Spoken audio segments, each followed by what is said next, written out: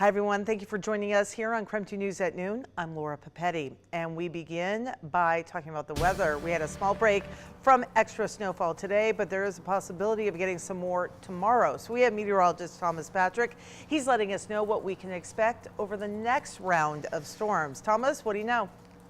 Yeah, this is going to be a busy and complicated forecast heading into tomorrow, but we do have a weather impact alert day due to the threat of snowfall, and I think about half of the inland northwest is going to end up with some very wet snow on Wednesday. But I said half. The other half?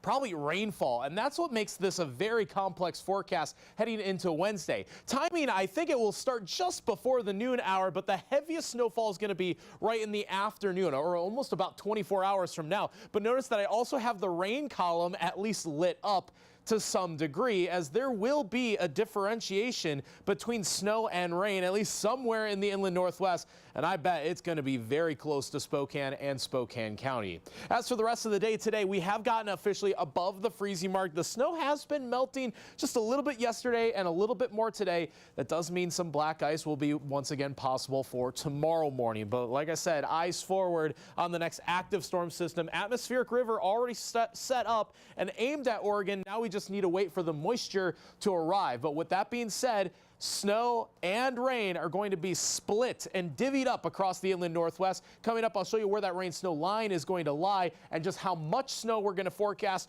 across the inland northwest. Those details are coming up in about 15 minutes. Thomas, thank you. Happening today, Spokane County Commissioners will be hosting a hearing on public camping. KREM 2's Brandon T. Jones tells us about the potential change to a Spokane County ordinance. For starters, this public hearing is scheduled for 2 p.m. today here at the Public Works Building, and county commissioners are expected to discuss the language inside of the public camping ordinance and also some potential changes that could happen in the near future.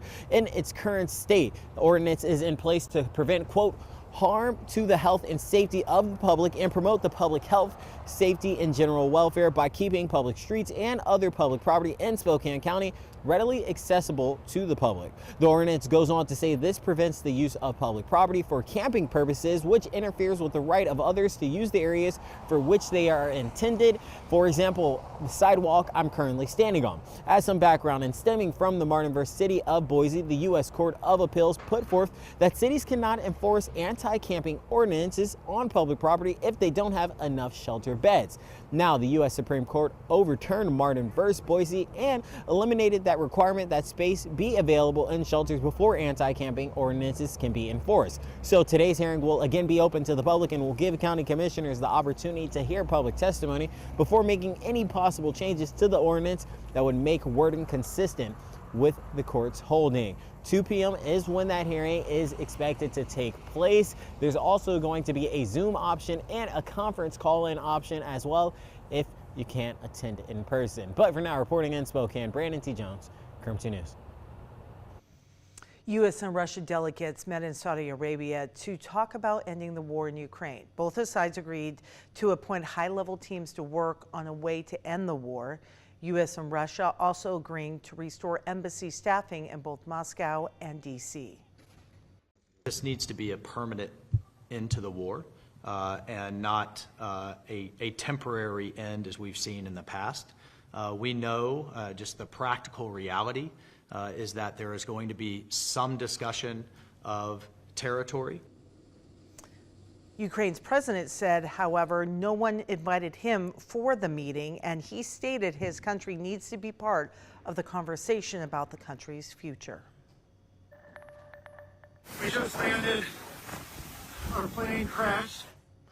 Boy, it was a scary sight. This is at the Toronto International Airport. Yesterday, a Delta Airlines flight crashed and then came to rest, as you can see, upside down.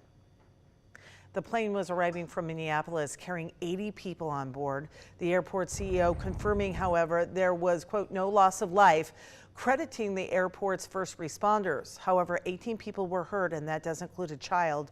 What caused the plane to flip and catch fire is right now still under investigation.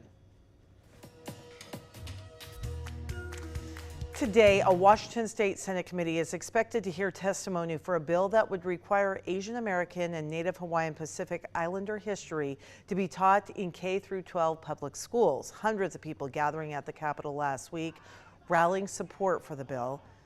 The Make Us Viable Washington and Advocacy Coalition helped write the bill. They say it would integrate the stories and history of pioneers into the existing framework of U.S. history and Washington state history. They also argue that education is the most effective tool against racism. This is about American history and saying that we are in that story too. And unless students see themselves as part of that, I think we're continued to be viewed as foreign, and we saw that during the pandemic. Right now, 7 states have laws requiring schools teach Asian American history. If the bill passes, it would be incorporated in school curriculum in Washington beginning in the 2029 school year. The Church of Jesus Christ of Latter-day Saints arrived in Spokane with 40,000 pounds of food today. The Salvation Army says this donation is certainly coming at a critical time. This is almost an annual gift that they give to us, where they'll bring a truckload of food, and so we pull a lifeline and we say we're low in our food pantry on food, and we've got more families seeking assistance, and we're grateful that the church has showed up and is willing to partner with us in solving that need here in Spokane. What an amazing effort. The food bank is currently distributing 15,000 pounds of food daily to families in need. They say the cold weather is forcing people to decide between heating their homes or buying food. This donation including essential non-perishable items, lots of things like pasta and canned goods.